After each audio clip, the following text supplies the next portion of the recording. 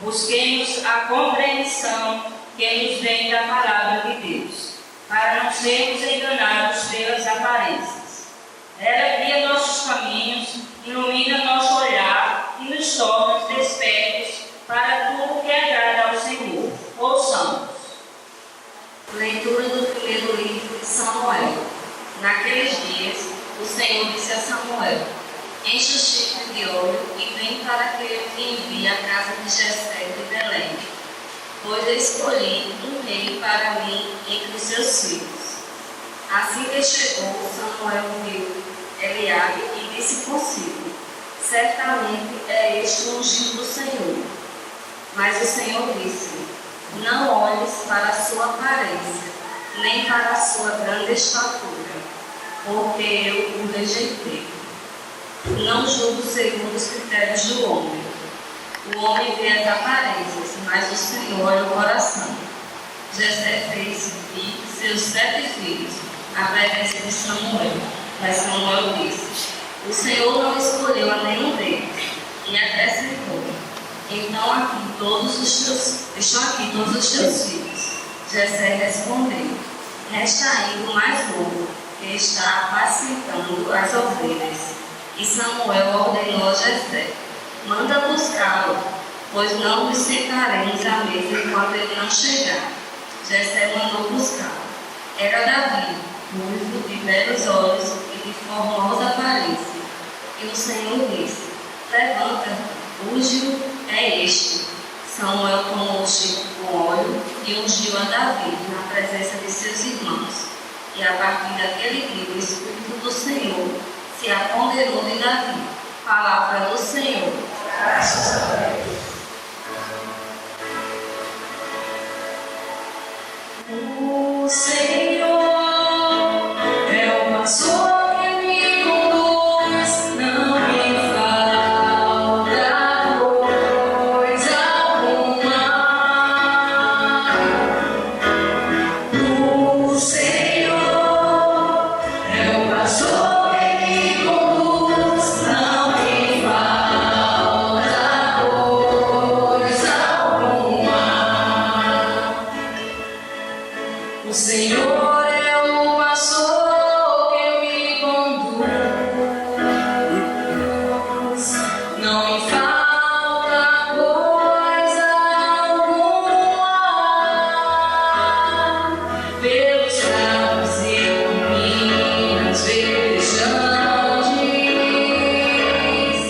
Ele me leva a descansar.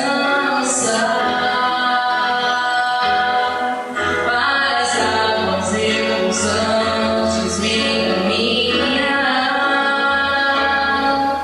e restaura as minhas forças. O Senhor é o pastor que me conduz, não me falta coisa alguma. Ele me guia no caminho mais seguro, pela honra do seu nome. Mesmo que eu passe pelo vale tenebroso, nenhum mal eu temerei. Estás comigo com ação e com cajado, eles me dão a segurança.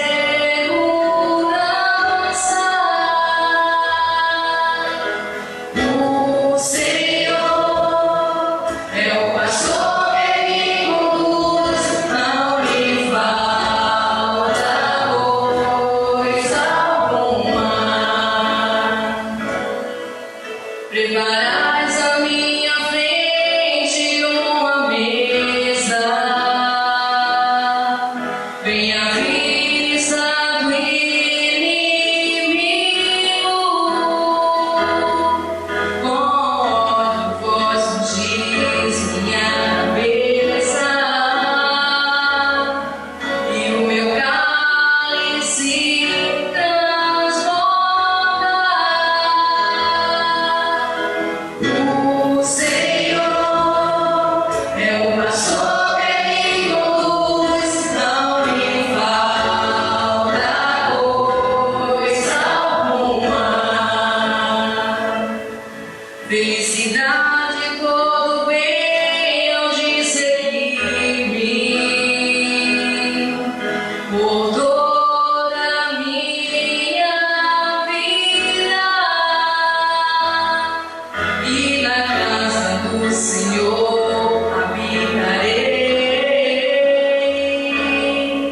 pelos tempos infinitos. O Senhor é o pastor que me conduz, não me falta coisa alguma. O Senhor é o pastor que me conduz, não me falta coisa alguma.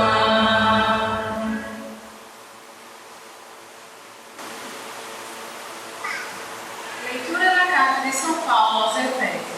Irmãos, outrora erais trevas, mas agora sois luz no Senhor. Vivei como filhos da luz, e o fruto da luz chama-se bondade, justiça, verdade. Discerni o que agrada ao Senhor. Não vos associeis às obras das trevas, que não levam a nada. Antes desmascarai-as. O que essa gente faz em segredo, tem vergonha até de dizer. Mas tudo que é condenável torna-se manifesto pela luz, e tudo que é manifesto é luz.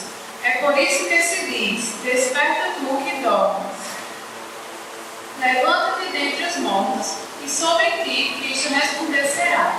Palavra do Senhor. Graças a Deus.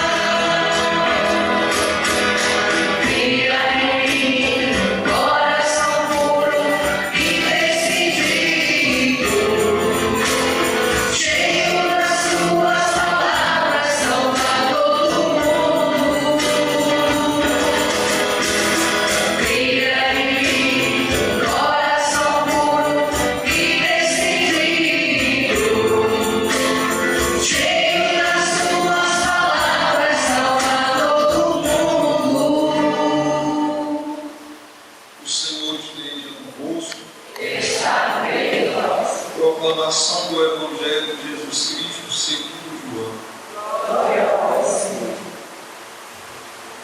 Naquele tempo, ao passar, Jesus viu um homem cego de nascença, e cuspiu no chão, fez lama com a saliva e colocou-a sobre os olhos do cego. E disse: vai lavar-te na piscina de Siloé, que quer dizer mundial. O cego foi, lavou-se e voltou enxergando. Os vizinhos e os que acostumavam ver o cego, pois ele era mendigo, diziam: não é aquele que ficava pedindo esmola? Uns diziam: sim, é ele. Outros afirmavam: não é ele, mas alguém parecido com ele. Ele, porém, dizia: sou eu mesmo. Levaram então aos fariseus o homem que tinha sido cego. Ora, era sábado, dia em que Jesus tinha feito lama e aberto os olhos do cego. Novamente então lhe perguntaram os fariseus como tinha recuperado a vista. Respondeu-lhes: colocou lama sobre meus olhos, fui lavar-me e agora vejo. Disseram então alguns dos fariseus: esse homem não vem de Deus, pois não guarda o sábado. Mas outros diziam: como pode o pecador fazer tais sinais? E havia divergência entre eles. Perguntaram outra vez ao cego: e tu, que dizes daquele que te abriu os olhos? Respondeu: é o profeta. Os fariseus disseram: tu nasceste todo em pecado, estás nos ensinando? E expulsaram da comunidade. Jesus soube que tinha expulsado. Encontrando, perguntou: acreditas no Filho do Homem? Respondeu ele: quem é, Senhor, para que eu creia nele? Jesus disse: Tu estás vivo, é aquele que está falando contigo. Exclamou ele: Eu creio sim, e prostrou-se diante de Jesus. Palavra da salvação. Glória a você. O Senhor é o pastor que me conduz, não me falta coisa alguma.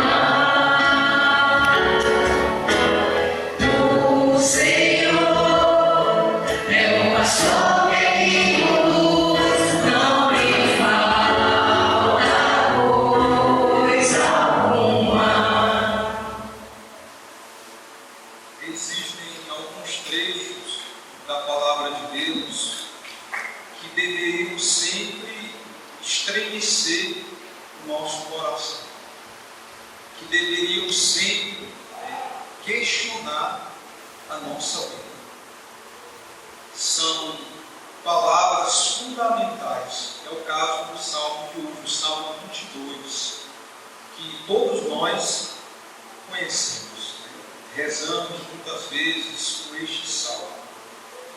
Mas vejamos que a resposta do salmo ela é uma resposta muito questionadora.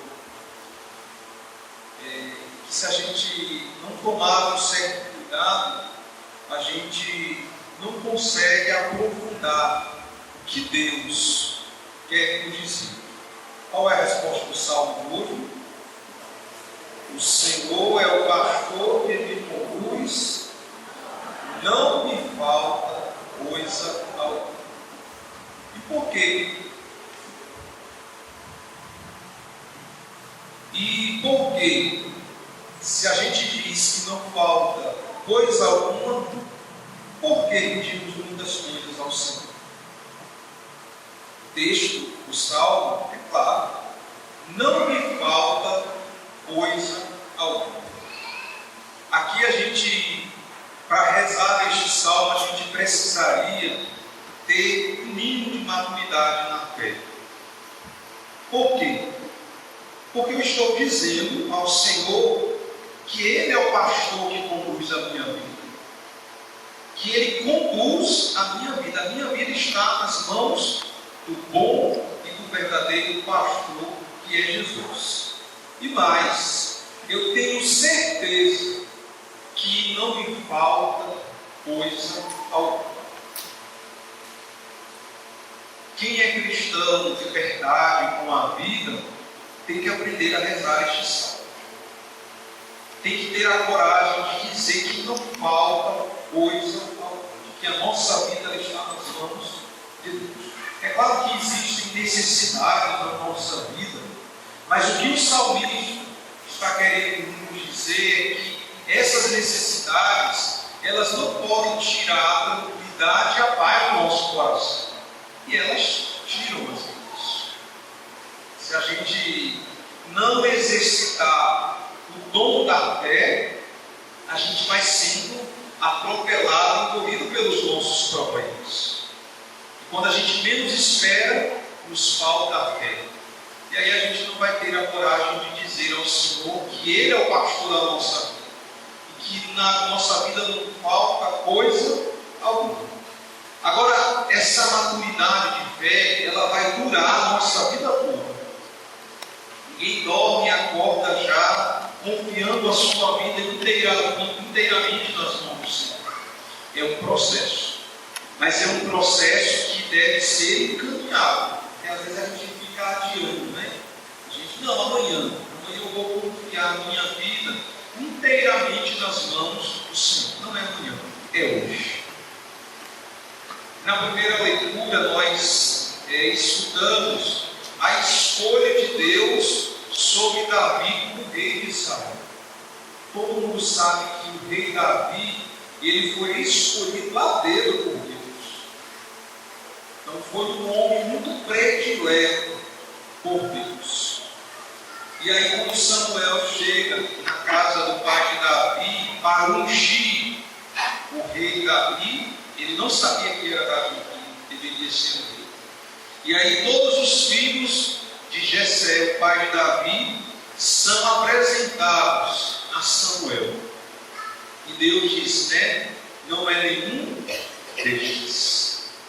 Na cabeça do pai de Davi, Jessé, Davi jamais seria escolhido para ser um rei, ungido para ser um rei. É por isso que o pai de Davi nem o apresentou, simplesmente desconsiderou. E aí Samuel diz, então a gente não vai se sentar à mesa enquanto não vir o seu último filho. Davi estava no campo. O que Davi estava fazendo? Estava apacentando ovelhas. Quem é o pastor que apacenta as ovelhas? É Davi ou Jesus Cristo? Jesus Cristo. Davi é uma sombra, Davi aponta para Jesus, porque Jesus é o verdadeiro pastor da nossa vida, é aquele que conduz a nossa vida. Mas o povo precisava ver um rei, porque o rei não era somente um chefe político no Antigo Testamento. O rei ele era ungido por Deus. O rei também tinha uma missão espiritual de conduzir, de favorecer a vida do povo. Por isso que era Deus que escolhia e ungia o rei. E aí a gente tem na primeira leitura essa frase clássica, Os homens veem a aparência, Deus vê a essência do coração. O olhar de Deus não é igual ao nosso olhar preconceituoso. A gente geralmente olha para nós mesmos e para as pessoas sem misericórdia. Deus não. Davi era o menos provável, apesar da sua beleza e formosura. Mas ele era pequeno, de baixa estatura, fraco. Então, na cabeça do pai dele, jamais Deus iria escolher. E Deus escolheu o mais fraco. Porque Deus também escolhe a você e a mim, que somos fracos. Deus olha, Deus vê o nosso coração. No Evangelho, nós encontramos um cego de nascença, que além de ser cego de nascença, ele era mendigo. Mas atenção, esse Evangelho ele nos fala sobre a força da luz do batismo. É um Evangelho batismal. Quando aquele cego de nascença e mendigo encontra Jesus, o que Jesus faz?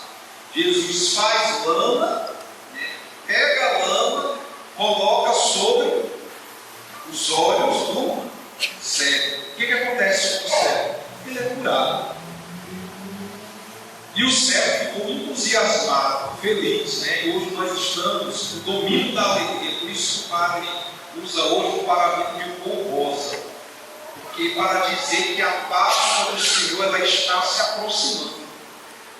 Daqui a 21 dias, mais ou menos, nós estaremos celebrando a Páscoa, a grande solenidade, a maior de todas as solenidades. Então, assim como acontece no Advento, na Quaresma nós também temos um domínio da alegria. Mas não é qualquer alegria, só para fazer inveja, mas uma alegria interior. A mesma alegria que o cego de nascença sentiu quando foi curado. Ele se entusiasmou interiormente, porque ele encontrou Deus. Só que aconteceu algo muito interessante com não mais cego de nascença, porque Jesus curou. O que aconteceu com ele? Ele começou a testemunhar. Olha, alguém que é cego, que fica curado, vai ficar triste? Vai ficar no seu lugar? Claro que não, vai contar para as pessoas o que aconteceu, como aconteceu. Só que o cego de nascença ele não sabia de que se tratava do Messias, de que Jesus é Deus.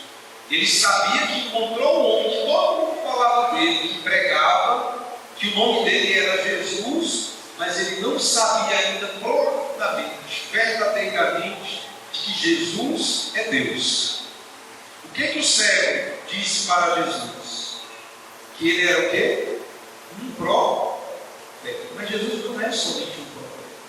O profeta é muito pouco. Então, aquele homem curado por Jesus, ele só poderia dizer que Jesus era um profeta. Ele ainda não conseguia enxergar de verdade. Ele só tinha constatado a cura da visão física, porque ele foi curado fisicamente nos olhos. Mas ainda faltava ser curado de uma outra cegueira. E aí ele é expulso da sua comunidade, porque os fariseus não admitiam curas ou qualquer atividade em dia de sábado. E Jesus curou aquele homem no dia de sábado. E aí ele é expulso, aquele homem é expulso da comunidade. E aí Jesus toma conhecimento dessa expulsão, e o que Jesus faz? Volta a encontrar aquele homem. E aí começa a dialogar com aquele homem. Jesus pergunta para ele, né? Você acredita no Filho do Homem, no Filho de Deus? Ele disse, eu acredito. Aonde ele estava? Ele não sabia ainda que Jesus era o Filho de Deus. E aí Jesus diz, né? Você está falando com ele. Qual é a resposta daquele homem? Eu creio, Senhor. E ele se prostrou diante de Jesus. Aí sim, de verdade, ele foi curado da cegueira. Porque a cura que o Evangelho quer nos fazer meditar hoje não é a cura física, ela é importante. Mas o que o Senhor quer nos curar hoje é da cegueira espiritual, a cegueira do pecado. A segunda leitura, o apóstolo começava dizendo assim: éramos trevas, agora somos o quê? Luz. No dia do nosso batismo, até o dia do nosso batismo, e algumas crianças vão ser depois da missa batizadas hoje. Até o dia do nosso batismo, nós éramos trevas, nós éramos cegos, nós éramos mendigos. Mas no dia do nosso batismo, Deus entra na nossa vida, transforma a nossa vida, transforma em cura a nossa cegueira, os nossos olhos, e a gente passa a ser luz. Luz do mundo. Foi o que o cego do Evangelho, não mais cego, não mais mendigo, se tornou. Aquele homem encontrou a Cristo e se prostrou, e não foi somente um prostrar-se físico, como a gente faz na hora da missa da consagração, mas toda a vida dele, toda a existência dele se curvou, se prostrou diante de Deus. Ele foi expulso da comunidade dos fariseus. No dia do nosso batismo, nós também fomos expulsos do mundo, da comunidade do pecado, da comunidade do mundo. E a partir do dia do nosso batismo, nós entramos na comunidade de Jesus, que é o corpo de Jesus. E não podemos mais sair desta comunidade, deste corpo. Ele nos acolheu, Ele nos deu uma vida nova. Portanto, toda a liturgia da palavra deste quarto domingo da Quaresma, domingo chamado Domingo da Alegria, porque a gente está se aproximando da Páscoa, o Senhor nos chama a uma conversão. Se até hoje, a gente já está na quarta semana da Quaresma, a gente precisa levar a sério a conversão da nossa vida. A gente precisa deixar de ser trevas para caminhar na luz de Cristo. Ainda dá tempo. O Senhor, Ele espera a conversão do nosso coração. Louvado seja o nosso Senhor